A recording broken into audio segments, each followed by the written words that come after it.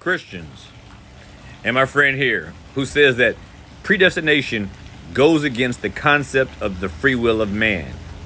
It should, because the concept of the free will of man doesn't exist. It's not in the Bible. I challenge anyone to show me where God or an apostle or Christ or anyone teaches that man has a free will. Next, you say that if a man does not get the choice and is really selected, then God is cruel. Okay. Second, you say that if a man does not get a choice, no one has ever said man does not have a choice. But what you fail to understand, like so many people do, there's a difference between man's will and his choices. Men are always presented with choices. You can present a dead man with choices, but can a dead man make a choice? No. You have to separate will from choices. Choices and will aren't the same thing. The will is what is exerted to make a choice. Choices are those things from which the will can determine what is best for it.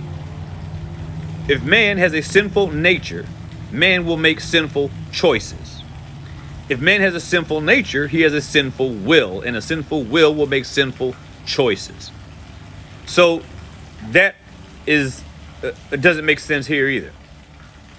And then you say that if God has pre-selected those who are saved to salvation, then that will make him a cruel God. Those are your words, not mine.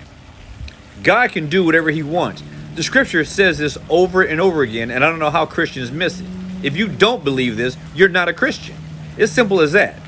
God can do whatever he wants with his creation.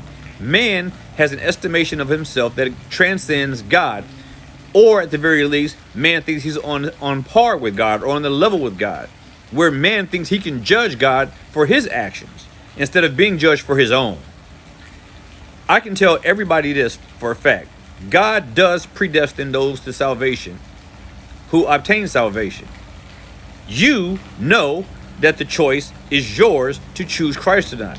If you don't, it is on you, because just as God has his absolute sovereign choice in everything he does, not just in salvation of man, but in everything. Everything. That does not eliminate man's responsibility. And God, if he intervenes to save anyone, he does so under no obligation. He is under no obligation to grant grace or salvation to anyone. So if he should do so, it is grace, not cruelty.